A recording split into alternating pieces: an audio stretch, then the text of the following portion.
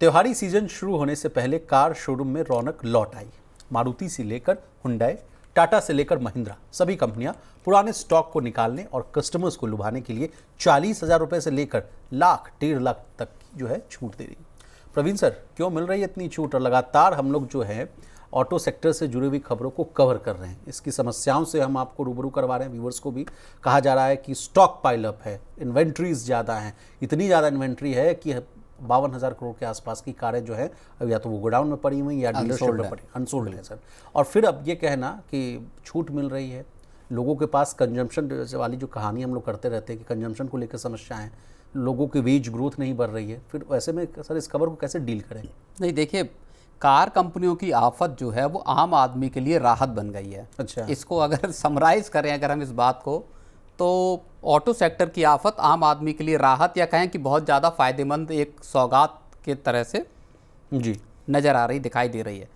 और पिछले साल इस वक्त जिस तरह के डिस्काउंट थे तब भी डिस्ट्रेस के फॉर्म में दिख रहा था ऑटो सेक्टर, वैसे ही डिस्काउंट आज भी इस वक्त भी दिखाई दे रहे हैं। लगभग 1.25 लाख रुपए तक का डिस्काउंट आपको अलग अलग तरह की कारों पे मिल रहा है जी।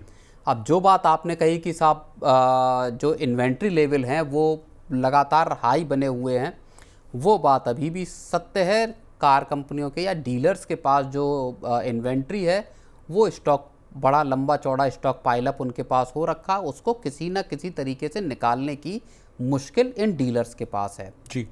एक बात। दूसरी बात यह है कि ये ऐसा मौका है जो अब से लेके और अब आप समझिए कि दिवाली के बाद तक का मौका ऐसा है जहाँ पे कि आप अपनी फेस्टिवल सीजन की अगर बात करूँ तो 1/4 लगभग 25% सेल्स पूरे साल की वो केवल इसी 2-3 महीने में आ जाती है, 1.5-2 महीने में जी।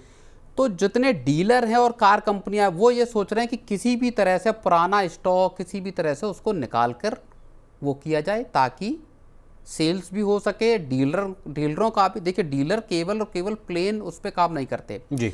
किसी डीलर के पास अगर 50 गाड़ियों का स्टॉक है या 30 गाड़ियों का स्टॉक है तो उस गाड़ियों के स्टॉक का लंबा चौड़ा हिस्सा जो है वो फाइनेंस के जरिए आता है उनका। जी। आपने बैंक से फाइनेंस लिया, उससे गाड़ियां अपने पास स्टॉक पाइलअप किया और फिर आप उसको बेच रहे हैं।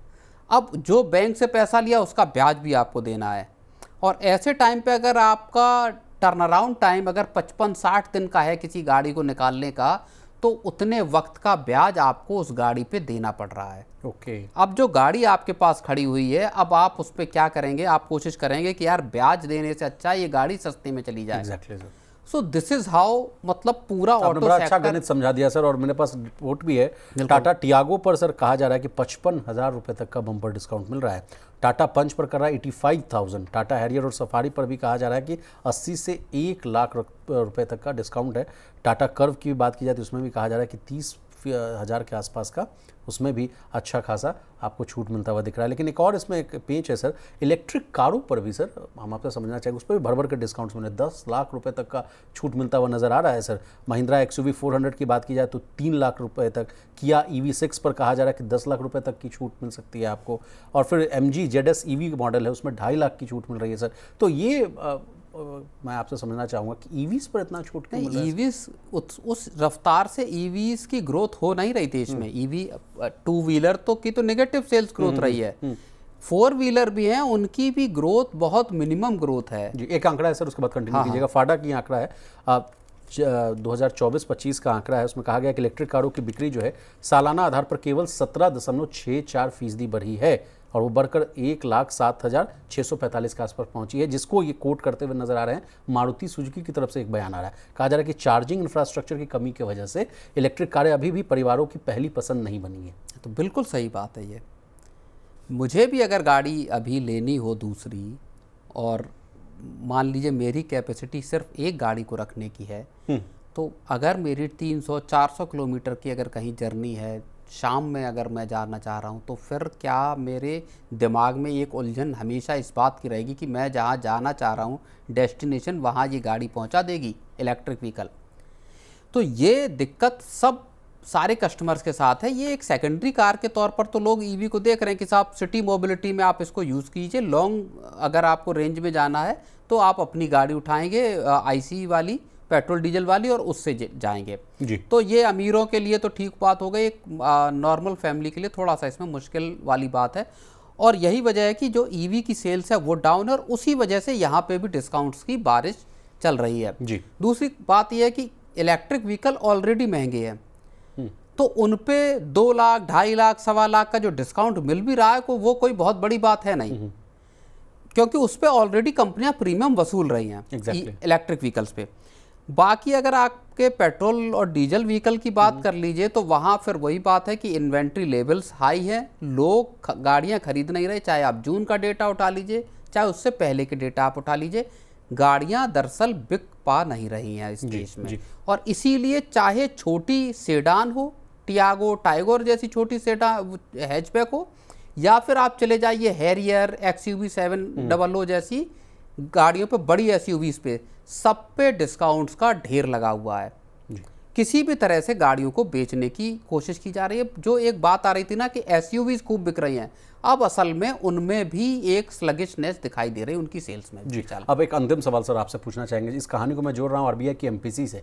कहा गया कि लगातार जो है जिस तरह से ब्याज दरों में कटौती हुई, और अभी जो आप देखिए पर्सनल होम लोन का बात कीजिए या जिस तरह से कार लोन्स की बात की जाए, वो अभी एकदम अच्छी खासी रेट्स पे, मतलब डिस्काउंटेड रेट्स पर मिल रही है, 6-7% 8% के आसपास में। अगर लोन लेना है हाउसिंग लोन वो मिल जा रहा है, और कार लोन भी आपको 8 से 9% के आसपास मिल रहा है। अगर ऐसे में अगर कोई लोग प्लान कर रहे हो कि हाँ भाई चलिए अभी सस्ता मिल रहा है तो ले लें, तो क्या ये फ़ायदेमंद सौदा होगा या वेट एंड वॉच करना चाहिए?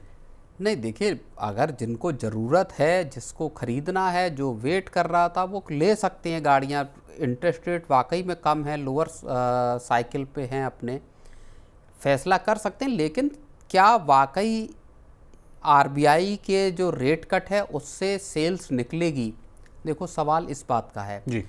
उसमें दिक्कत इस चीज़ की है कि वैसे देश की इकोनॉमी रेजिलिएंट है, सारी चीज़ें सही चल रही, चाहे आप आंकड़े उठा लीजिए GST वगैरह के जी। लेकिन जिस तरह की ग्लोबल अनसर्टेनिटी है वो लोगों को कोई भी बड़ी परचेज करने के फैसला लेने से रोक रही है। Exactly sir.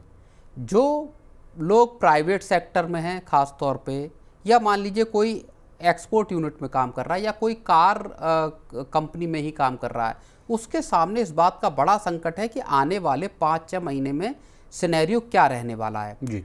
और इसीलिए लोग अपने बड़े जो परचेजिंग के फैसले, चाहे कार हो चाहे घर हो, उनकी सेल्स अभी भी इसी वजह से नहीं निकल रही क्योंकि लोग रुके हुए हैं, लोग अपना पैसा होल्ड करके बैठे हैं कि एक बार भले ब्याज दरें कम हो गई, लोगों में वैसा उत्साह दिखाई नहीं दे रहा खरीदारी को लेके। लोग वेट कर रहे हैं कि एक बार ये पूरी ग्लोबल अनसर्टेनिटी में पिक्चर क्लियर हो, उसके बाद कोई फैसला लिया जाए। लोगों की नौकरी बची है या नहीं बची, ये एक बहुत बड़ा कंसर्न है।